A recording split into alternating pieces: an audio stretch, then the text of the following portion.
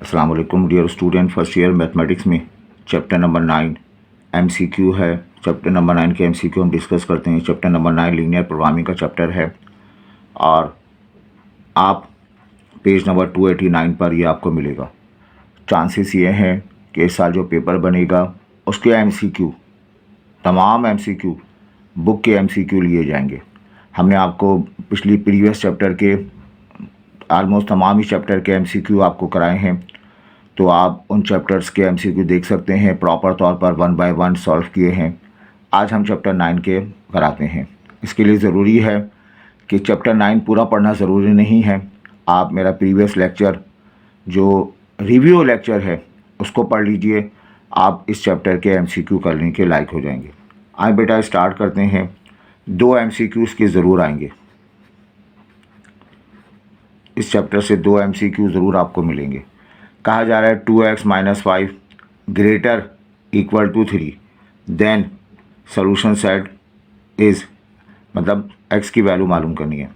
x जो है z, इस z का मतलब है इंटीजर, x की वैल्यू होल नंबर में आएगी। z का मतलब इंटीजर है, x की वैल्यू होल नंबर में आएगी। तो 2x - 5 ग्रेटर इक्वल टू 3, ये इनइक्वलिटी है। सोल्यूशन सेट का मतलब x की वैल्यू आपको मालूम करनी है। x मालूम करना है तो 2x 3 + 5 2x 8 हो जाएगा। 2 से डिवाइड कर देंगे तो 4 आ जाएगा। अब बताइए x की वैल्यू 4 के बराबर हो सकती है? x की वैल्यू 4.1 नहीं हो सकती, क्योंकि x बिलोंग करता है इंटीजर को। इंटीजर क्या होते हैं? इंटीजर होते हैं 0, 1, 2, 3, 4, 5, ये इंटीजर हैं, या -1, -2, इनको इंटीजर का नाम देते हैं। अब बताइए 4 के अलावा कौन सी वैल्यू होगी? आगे की ग्रेटर है तो 5 हो सकती है, ग्रेटर है 6 हो सकती है, ग्रेटर है 7 हो सकती है। तो ये सारी x की पॉसिबल वैल्यू हैं। तो आपको कौन सा सेट लेना है? ये वाला सेट हासिल करना है। 4 पॉसिबल है, 5 पॉसिबल है, 6 पॉसिबल है। ठीक है, ये वाला ऑप्शन जो है वो करेक्ट ऑप्शन हो जाएगा। आगे बढ़ते हैं। कहा जा रहा है x belongs to real number. Real number का मतलब सारे ऊट पटांग नंबर हो सकते हैं, 2, 3, 1/2, √2, √5, लेकिन आयोटा नहीं हो सकता।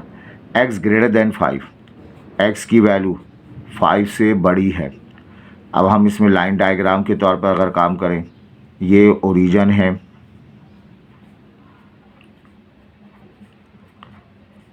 अब ये 6, 7, 8, 5 का मतलब यहाँ मार्क ले लेंगे। 5 x ग्रेटर 5 से ग्रेटर है, 5 से ग्रेटर, ये सारे नंबर्स 5 से ग्रेटर हैं। कितना ग्रेटर है? बस ग्रेटर है, तो ये पूरी लिस्ट ग्रेटर देन 5 है।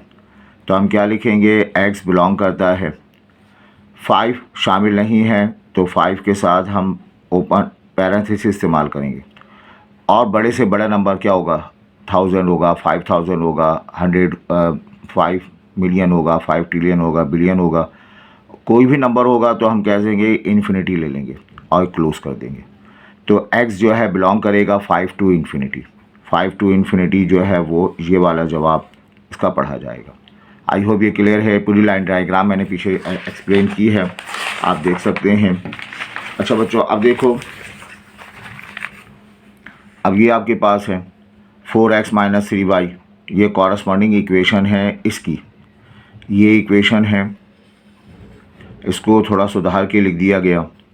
4x - 3y is equal to 8 corresponding equation है। x इंटरसेप्ट मालूम करना है। x इंटरसेप्ट का मतलब x मालूम करना है y को फायर करते हुए। y को फायर कैसे करेंगे? y की जगह 0 रिप्लेस कर देंगे। तो ये 4x - 3 y को फायर कर दिया गया, ये 8 आ गया। 4x - 0 इज़ इक्वल टू 8 हो गया। 4x इज़ इक्वल टू 8 आ गया। x डिवाइड में चला आएगा, 8/4 आ गया। और बेटा x की वैल्यू आ गई 4 2 जा, तो x जो है x इंटरसेप्ट 2 के बराबर है। तो हम कह सकेंगे एक्स इंटरसेप्ट जो है वो 2 के इक्वल है। आई होप ये क्लियर है।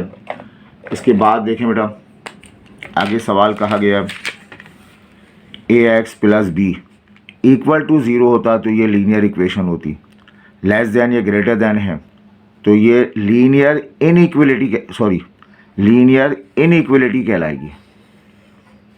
और अगर ये लिखा होता a x plus b equal to 0 तो ये लीनियर इक्वलिटी कहलाती।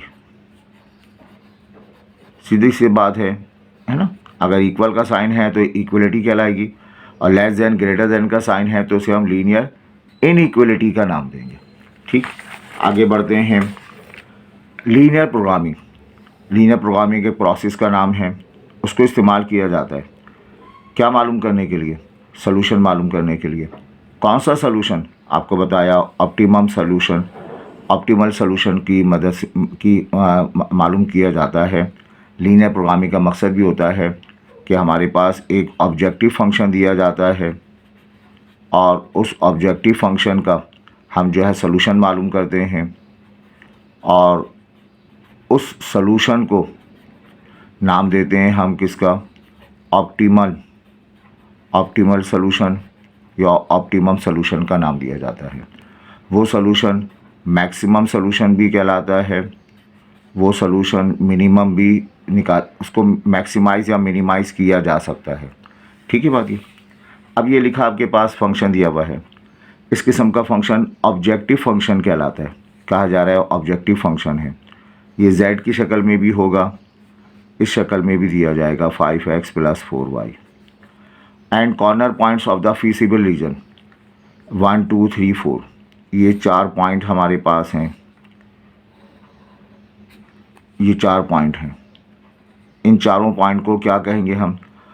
इस पूरे रीजन को नाम दे दें हम किसका? फीसिबल रीजन का नाम देंगे। ये जो 4 पॉइंट हैं 0 0 और क्या है, चले हम कोई भी ले लें 4 0 और 4 पॉइंट आपको दिए हुए हैं। सही, क्या कहा जा रहा है? Then function is maximum. बताओ फंक्शन मैक्सिमम कब होगा? पहला पॉइंट क्या दिया हुआ है? 5, 4। दूसरा पॉइंट का क्या दिया हुआ है? 0, 0। तीसरा पॉइंट क्या दिया हुआ है बताइए? 4, 0। चौथा पॉइंट क्या दिया हुआ है? 0, 6। एक फंक्शन दिया हुआ है, इसे हमने ऑब्जेक्टिव फंक्शन का नाम दिया। ये ऑब्जेक्टिव फंक्शन कॉर्नर पॉइंट्स, ये फीसिबल रीजन है, इसके 4 कॉर्नर पॉइंट्स हैं, चारों पॉइंट दे दिए गए। अब कहा जा रहा है फंक्शन की मैक्सिमम वैल्यू बताइए। आप कुछ ना करें, सिंपली एक्स वाई की जगह आप 5 4 रिप्लेस कर दें। एक्स की जगह 5, वाई की जगह 4, तो बच्चों यहाँ पर आएगा 25 + 16, तो ये रिज़ल्ट मिला हमें 41 के बराबर। एक्स वाई की जगह 0 0 रिप्लेस कर दें। 5 × 0, 4 × 0, तो ओवरऑल जवाब 0 के बराबर आ गया। एक्स वाई की जगह ये कॉर्नर पॉइंट्स 4 0 रिप्लेस कर दिया जाए। 5 × 4, 4 × 0, जवाब आ जाएगा 20। एक्स वाई की जगह ये वैल्यू रिप्लेस कर दें। एक्स की जगह 0, वाई की जगह 6, ये 0 होगा, ये 24 आ गया। अब आपको मैक्सिमम रिज़ल्ट चाहिए। मैक्सिमम कौन सा आया? 41 मैक्सिमम आया। तो इसका मतलब क्या होगा? Then function is maximum. ये जो फंक्शन है, ये फंक्शन मैक्सिमम हो गया किस पॉइंट पर? इन चारों में से किस पॉइंट पर बताइए? 5, 4 पर। 5, 4 पर मैक्सिमम हो गया, तो 5, 4 हमारा जो है करेक्ट जवाब होगा। ये बड़ा इंपॉर्टेंट क्वेश्चन है, ख्याल रखिएगा, काफ़ी कॉन्सेप्ट ये क्लियर कर देगा आपके। आगे बढ़ते हैं बेटा। Dash are the entities whose value are to be determined. ये आपके पास फंक्शन है एक्स वाई। फ़र्ज़ करेंगे 5x, जिसे हमने एग्जाम्पल दी थी 8y। सही, ये आपके पास कौन सा फंक्शन है? इसे नाम दिया हमने ऑब्जेक्टिव फंक्शन। इस ऑब्जेक्टिव फंक्शन पे हम अप्लाई करेंगे लीनियर प्रोग्रामिंग। क्या मालूम करेंगे, एक्स वाई मालूम करेंगे, है ना, एक्स वाई की वैल्यू मालूम की जाएगी। कहा जा रहा है dash are the entities whose values are to be determined from the solution. ये हमें इसको सॉल्व करना है, और सॉल्व करने का मतलब है क्या मालूम करना है, वैल्यूज़ आर टू बी डिटरमिनेड। ये फंक्शन आपके पास है, इसको सॉल्व करना है। सॉल्व करने का मकसद क्या है, एक्स वाई मालूम करना। डैश आर द एंटिटीज़, अब इनमें से ये कौन सी एंटिटीज़ हैं जिसे इसे मालूम करना है, from solution of L P program, linear program की मदद से। ऑब्जेक्टिव फंक्शन है, इसकी मदद से आपने क्या चीज़ें मालूम करनी है, एक्स वाई मालूम करना है। एक्स वाई को क्या नाम देते हैं, एक्स वाई को कहते हैं डिस्क्रिप्टिव वेरिएबल का नाम देते हैं, डिसीजन वेरिएबल का नाम दिया जाता है। डिस्क्रिप्टिव वेरिएबल का नाम देंगे या डिसीजन वेरिएबल का नाम देंगे, तो ये जो है हमारे पास डिसीजन वेरिएबल कहलाएगा। ठीक है,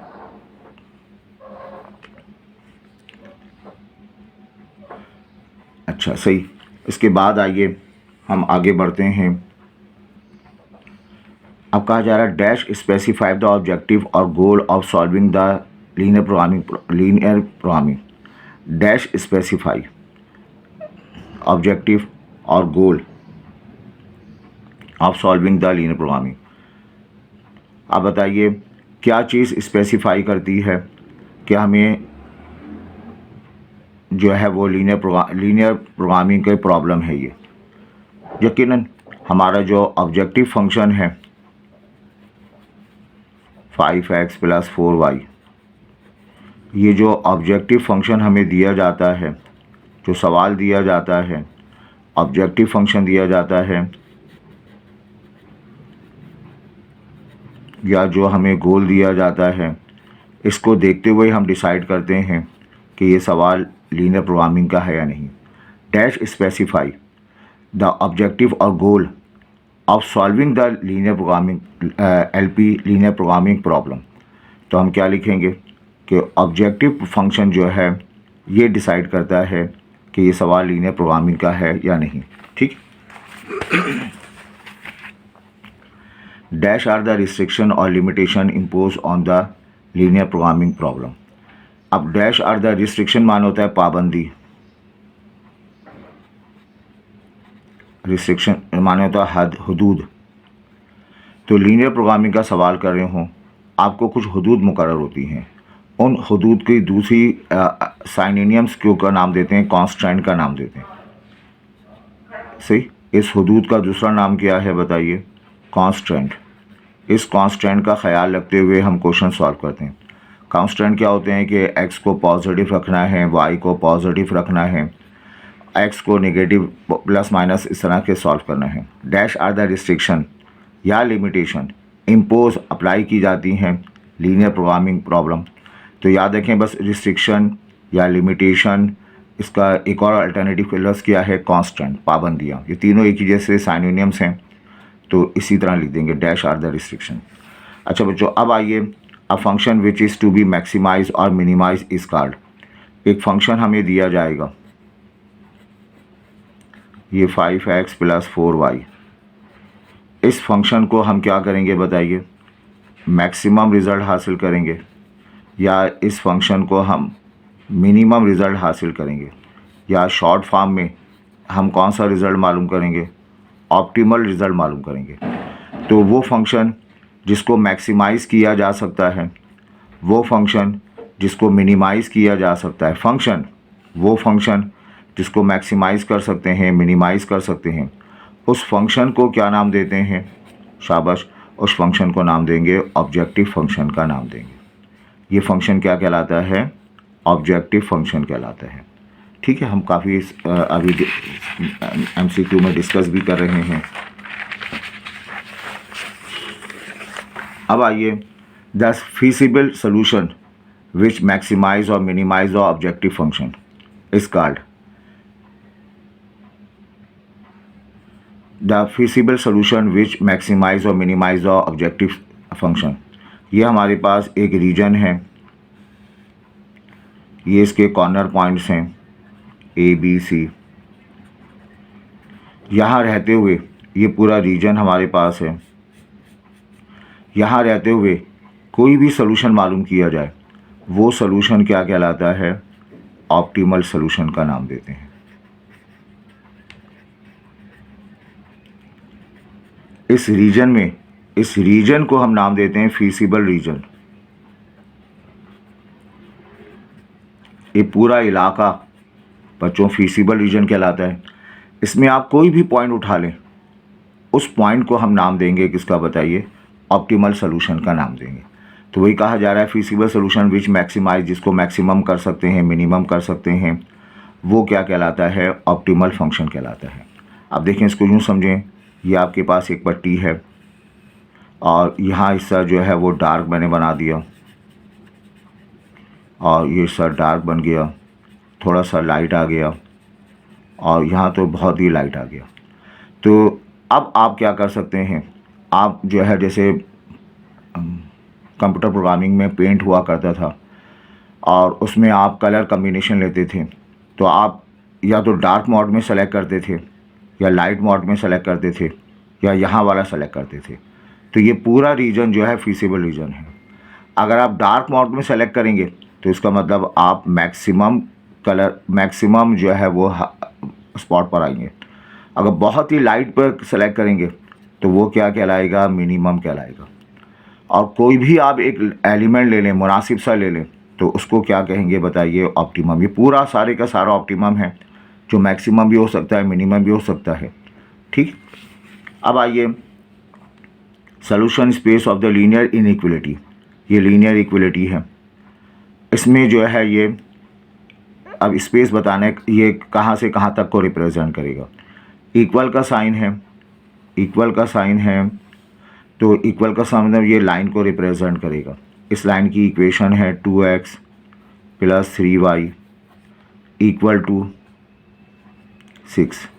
इक्वल टू 6 का मतलब ये उन तमाम पॉइंट्स को रिप्रेजेंट करेगा जो इस लाइन पर मौजूद हैं। अच्छा, लेस देन 6 का मतलब है नीचे नीचे आ जाइए, ये उन तमाम पॉइंट्स को भी रिप्रेजेंट करेगा जो इससे बिलो है। लेस का मतलब है बिलो, तो all points on and below the line, ये उन तमाम पॉइंट्स को रिप्रेजेंट करेगा जो लाइन पर भी मौजूद हैं और बिलो द लाइन। अगर ग्रेटर का लफ्ज़ होता तो अबव की तरफ हम जाते। अब आइए इसमें the region of solution in LP program is called, ये हमारे पास पूरा रीजन है ना, हमने कई मरतबा बताया। ये आपके पास एक ट्राइंगल है ABC फर्ज करें, और यहीं पे रहते हुए आप अपना सोल्यूशन ढूंढ सकते हैं। तो ये पूरा रीजन क्या कहलाता है, शाबाश, इस रीजन को नाम देते हैं फीसिबल रीजन का नाम देते हैं। वो जहाँ से आप सोल्यूशन उठाते हैं वो सोल्यूशन क्या कहलाता है बताइए, फीसिबल रीजन कहलाता है इन लीनियर प्रोग्रामिंग में। In case of dash constant, constant माने पाबंदी है, in dash of and dash feasible region near straight line. In case of greater equal to, अब ये लिखा हुआ है 2x + y > 5 और 2x + y < 5 और ये लिखा है 2x + y = 5। अब बताइए इनमें से कौन सा कांस्टेंट जो है is a straight line, exact straight line है। ये सारे स्ट्रेट लाइन हैं, लेकिन ये स्ट्रेट लाइन के साथ साथ अबव वाले को भी रिप्रेजेंट करता है, ये स्ट्रेट लाइन के साथ साथ बिलो वालों को भी रिप्रेजेंट करता है, और ये वाला जो है वो ओनली स्ट्रेट लाइन, सिर्फ स्ट्रेट लाइन को रिप्रेजेंट करेगा। तो अगर = का कांस्टेंट इस्तेमाल किया जाए, इन केस ऑफ एन = का कांस्टेंट इस्तेमाल करें, फीसिबल रीजन जो है हमेशा सिर्फ और सिर्फ क्या होगा बताइए, एक स्ट्रेट लाइन हासिल हो जाएगा। और ग्रेटर में ना सिर्फ स्ट्रेट लाइन बल्कि उससे अबव वाला हिस्सा भी होगा, ना सिर्फ स्ट्रेट लाइन बल्कि उसको नीचे वाला भी होगा। इक्वल का कांस्टेंट इस्तेमाल किया जाए, कांस्टेंट यानी इक्वल की पाबंदी लगा दी जाए, तो अब आपको सिर्फ और सिर्फ क्या होगा बताइए, एक स्ट्रेट लाइन हासिल हो जाएगी। आगे बढ़ते हैं हम। A point of solution region where 2 of its boundaries intersect, ये लाइन है, ये दूसरी लाइन है, ये तीसरी लाइन है। अब ये हमारे पास बाउंड्री लाइन है, ये पहली बाउंड्री लाइन है, दूसरी बाउंड्री लाइन है। ये जहाँ मीट करती हैं उस पॉइंट को हम ए कह लें, ये जहाँ मीट करती हैं उस पॉइंट को बी, इस पॉइंट को सी। ये पूरा रीजन फीसिबल रीजन, और इन पॉइंट्स को नाम देते हैं हम कॉर्नर पॉइंट्स का नाम देते हैं। A point of the solution region, ये सोल्यूशन रीजन है, where two of its boundary line, दो बाउंड्री लाइन इंटरसेक्ट करती हैं, तो वो जो पॉइंट डेवलप होगा उस पॉइंट को क्या कहा जाता है, कॉर्नर पॉइंट्स का नाम देते हैं। आगे बताइए, the solution region of inequality restricted to the first quadrant. तो अगर ये हमारे पास एक्स एक्सिस है, ये वाई एक्सिस है, अगर हम सिर्फ फर्स्ट कोऑर्डिनेट में रहते हुए काम करेंगे, सही, तो फर्स्ट कोऑर्डिनेट में रहते हुए काम करेंगे और तो फर्स्ट कोऑर्डिनेट में रहते हुए रिस्ट्रिक्ट कर दिया जाएगा, तो वो रीजन जो है वो फीसिबल रीजन कहलाएगा और उसको mathematically x greater than 0, y greater than 0 इस रिस्ट्रिक्शन को इस तरह से शो कर दें। आई होप ये क्लियर है। तो थोड़ी सी आपको मेहनत करनी होगी, 1 से 2 मरतबा इस वीडियो को देखना होगा, और जो रिव्यू वाला टॉपिक है उसको भी आपने 1 से 2 मरतबा देखना होगा। तो आप एक्सरसाइज चैप्टर पढ़े बगैर आप जो है इसके MCQ और इस चैप्टर में चंद बेसिक बातें आप समझ सकेंगे, और क्वेश्चन करने में आपको MCQ करने, जो 2 MCQ आएंगे, बड़े कॉन्फिडेंट होकर आप इसके MCQ करेंगे। मैंने पहले ही कहा ये MCQ चांसेस ये हैं कि आलमोस्ट तमाम ही MCQ बुक से ही लिए जाएंगे। तो आप बुक के MCQ अच्छी तरह तैयार करें और इनकी प्रैक्टिस करें।